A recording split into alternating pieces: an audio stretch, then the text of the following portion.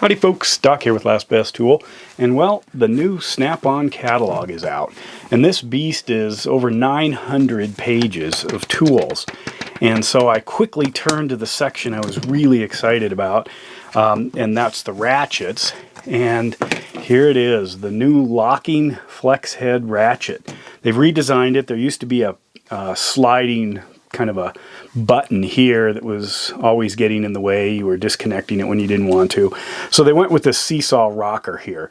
And so then I went to the ratchets to see what was going to be offered in that, and it's not in here. So the catalog apparently was too far along in production. They do have the old design here, you can see, with that sliding button. That's the lock. But they've updated it to this design here. And this is actually kind of controversial. It's not getting rave reviews, but I've used it a few times and I actually like it. I'm one of the few. But let's look at a couple of things, because I think there's a feature missing, and it would be really good, I think, if you had a lock button to hold the socket on, since you're already locking the head, and there's got to be a reason you're locking the head. So it seems like, you know, you might benefit more from having a locked socket and a locked head if the traditional floppy flex head is not holding up for what you want. But anyway, let's take a closer look at a couple of these. This is a different design. If I go to the traditional flex head, you can see that they reversed the yoke. On this one, the Y shape is on the handle, and on this one, the Y shape, you know, the Y-shape opening is on the head. So they've switched that around. If you go to something like the Matco here, which is kind of everybody's go-to for these locking flex heads, it's the one that people really like. I like it. It's a good one. It's thinner profile. But anyway, you can see that on this one they've retained the Y shape on the handle and then just put that flexing part here. I'm not sure why. We're going to take a closer look at the mechanism here, and I'm wondering if it has to do with it's going to be a lot cheaper to replace the handle when this thing wears out, which maybe Snap-on knows that, versus having to replace the head. So what we've got is a fairly large head. This is how it compares to a standard flex head. You can see the mechanism is larger. The upper end here from this point above is pretty much the same, you know, with the standard dual 80 design. This is a little clunky, you know, if you do a lot of fast switching, because this thing is in the way, it sticks up. So you've got to get down into that little recess there, that little space between it in order to get a hold of that. This teeter-totter is a little sensitive if there's any pressure on the ratchet. Sometimes you don't have enough thumb pressure to flip the teeter-totter, and if the teeter-totter is kind of in between settings, which can happen even though there's a ball detent, you know, it can be a little difficult, so you got to wiggle a ratchet to get it to move. But overall, I don't accidentally knock it around. I have heard of that, and apparently these are already being warrantied out. And I'll show you what I've heard. But anyway, overall, it seems to work pretty well. It's fast, and if you want the locking mechanism, you want it to be solid. That's pretty good. My Matco here, it's a little aged, but if I engage it, which this I find is harder to engage, you know, there's more flex there. As far as the profile of the head, the Matco really kills it. And that's because they've moved the entire mechanism, the seesaw mechanism, onto the handle area, as you can see. In fact, it's in the space in between the handle. It comes right out, whereas this is a part of the head. So you can see the thickness there, in case you're wondering. This is intermediate here. This is just a flex head, but this old Craftsman here, but it uses the ball detent down inside there. And the more I use the ball detent, the more I like that on a flex head. And part of it is, one of the complaints about just the regular ones is they can get floppy. Well, this prevents a lot of the flop.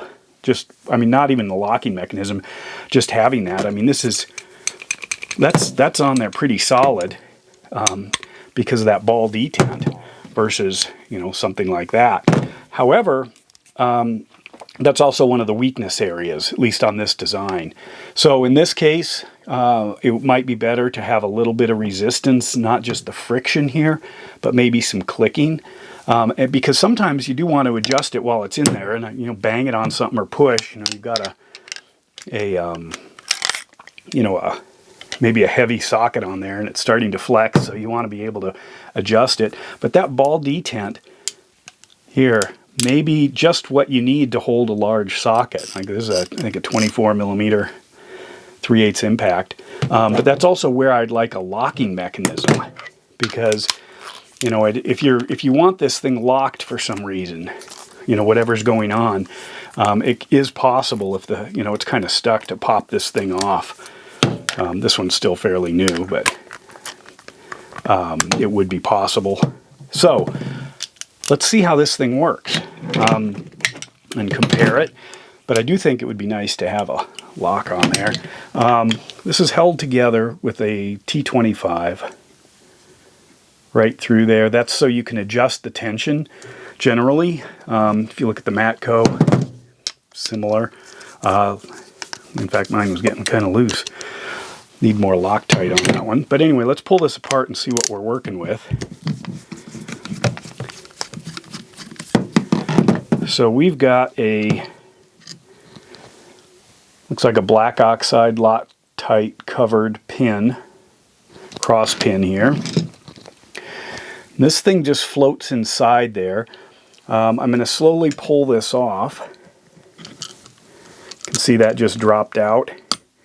Okay, so there is a spring, or a little tiny spring-like piece of metal that drops down right into this recessed area. And then you can see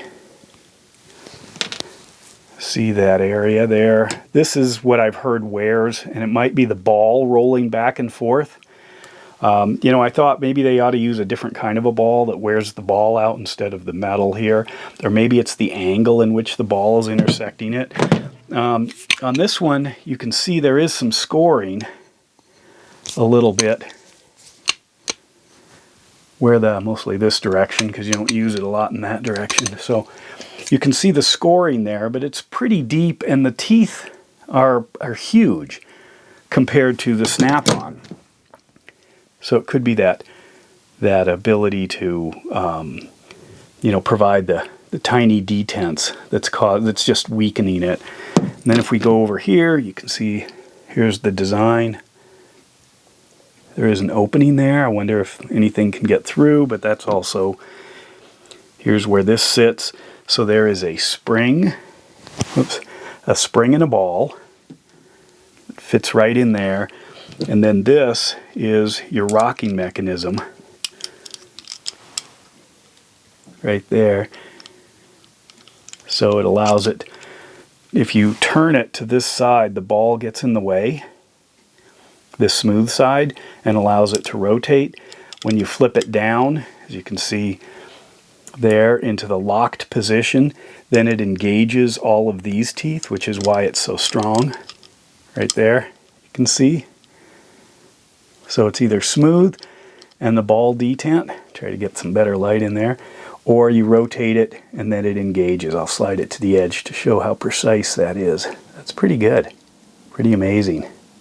So it's a great design, but I think the flipping back and forth with this ball is causing these teeth to strip out, or people are doing something else. And what they're doing is they're locking it and then prying on it. And it's designed for this motion in the strength, not this motion. And we usually don't do that with sockets, especially our traditional flex heads. It's probably prevented us from realizing that problem, simply because this just gives. It gets out of the way. Or if you've got a solid head, you really don't notice, if you're pushing down really hard. But with a flex head, you've introduced a point of weakness. The other thing that goes on here, it's kind of neat, is the size of this handle. They're both 3/8, but that's just monstrous. I like it. This is fast becoming my favorite snap-on ratchet. Anyway, let me know your experience and what you think. And with that, Doc out.